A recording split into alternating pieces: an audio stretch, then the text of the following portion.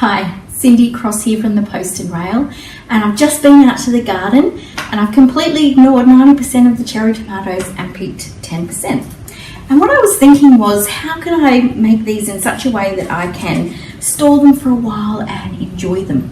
And I thought I'd look up Confit of tomatoes because I vaguely remember seeing or reading that somewhere. So I've looked it up and I'm pretty sure this is going to work, so you're with me on this one. Of course, if it doesn't work, you'll never see it, so that's one thing you can be rest assured. So what I've done is just wash the tomatoes, I've popped them on a tray.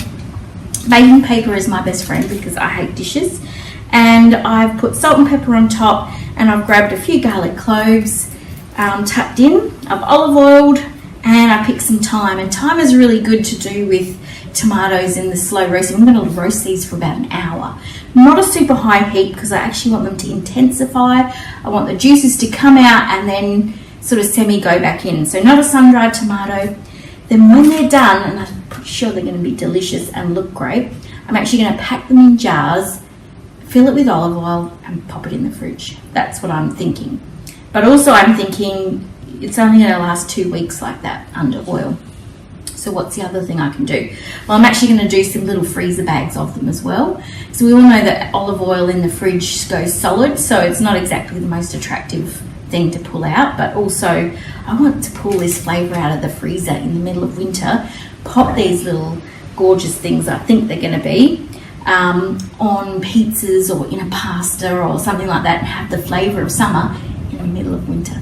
So I'm going to pop these in the oven now, and then I'll show you in an hour's time. It's going to be great. Okay. So it's been just over an hour, and I turned off the oven and I pulled them out, left them for 5 minutes so it's not going to completely burn as I do this. But I've basically got a jar here and a little adapted funnel that I attacked with a serrated knife, which funnily enough doesn't cut so good anymore. I think these are going to look amazing. So the juices of the tomato have come out. I've left the stems on mainly for aesthetic reasons, and I'm just going to see how many of these I can get into the jar. Tap it away.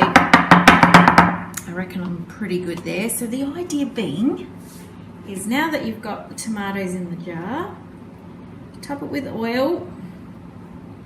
See if it will cover. Yep, just covered. Tuck that bit of thyme back down in there.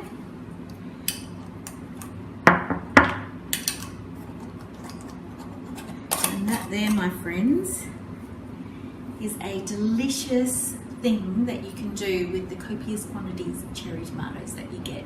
Because let's face it, they do fruit better than the normal tomatoes, and to be honest, they've been a little bit overwhelming me at the moment because I didn't plant any of them. They've come up from last year.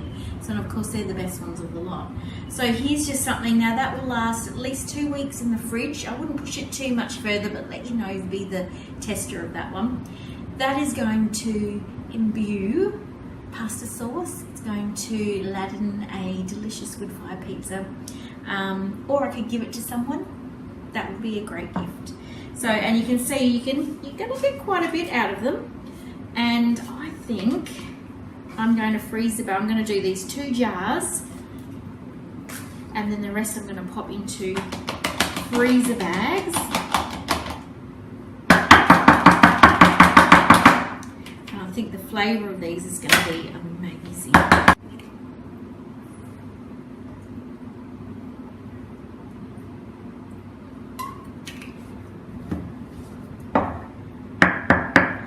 With some penne pasta, toss through a little bit. I would add chilli because I'm enjoying chilli.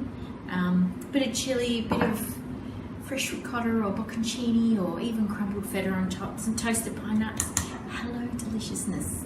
Hopefully this has helped you. This is Confit of tomatoes. Enjoy.